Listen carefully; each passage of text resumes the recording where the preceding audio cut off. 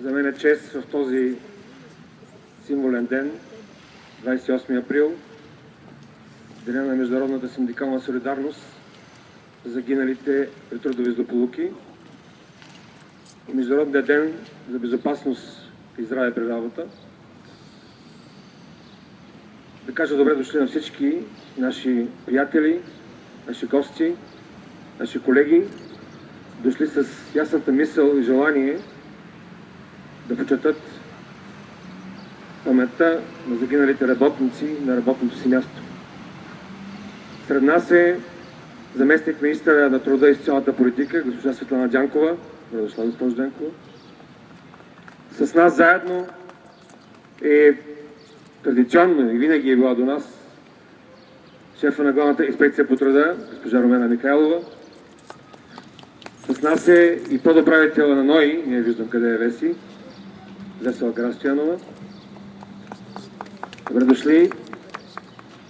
При нас са наши колеги и партньори от работодателите.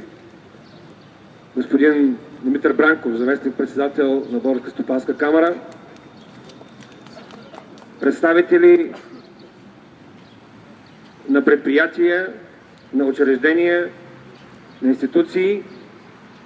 Добре дошъл и на господин Цветан Симеонов, председател на Българската търговско-промишлена палата. Хубаво е, че в този ден институциите, бизнеса и труда събират заедно, за да отправят едно ясно послание. Пазете живота на работното място. Пазете здравето на работника и всички ние да чуваме това послание, да намираме нови и нови сили, защото това става реалност. След малко на пресконференцията в Конфедерацията ние ще изнесем данни за трудовите злополуки, за професионалната болест, за всички наши работници, служители, наши синдикални членове, които бяха покосени от смъртта или от болест. Ще видим отново тъжните данни и статистика. Сега, преди това, в този ден, няколко дни преди Международния ден на труда, ние традиционно свеждаме глава, отдаваме почет на мъртвите, на загиналите и се молим за живите, тези, които са на работното си място, да бъдат здрави и да не ги спохожда тази зла участ. Молейки се обаче, се вглеждаме в себе си. Вглеждаме се в това, което правим, в това, което не правим, в това, което трябва да правим.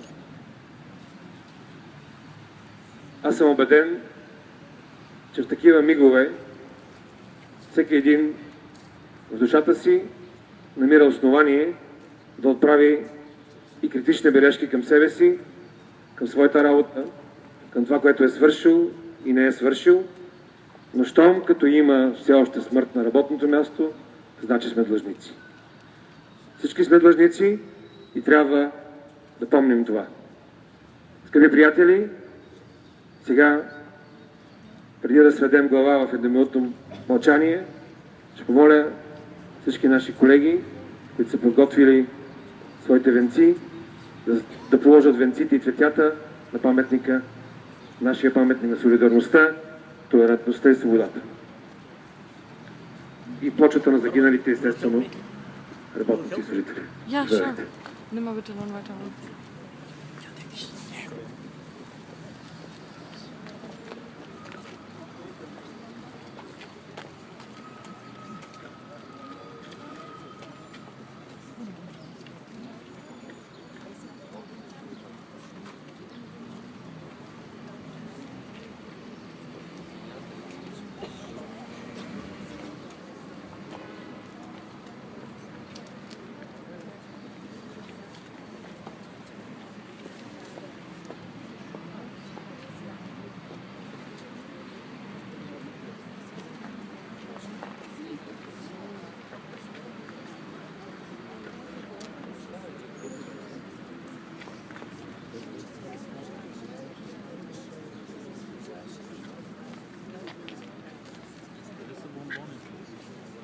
Macht noch jemand irgendwie ein Foto?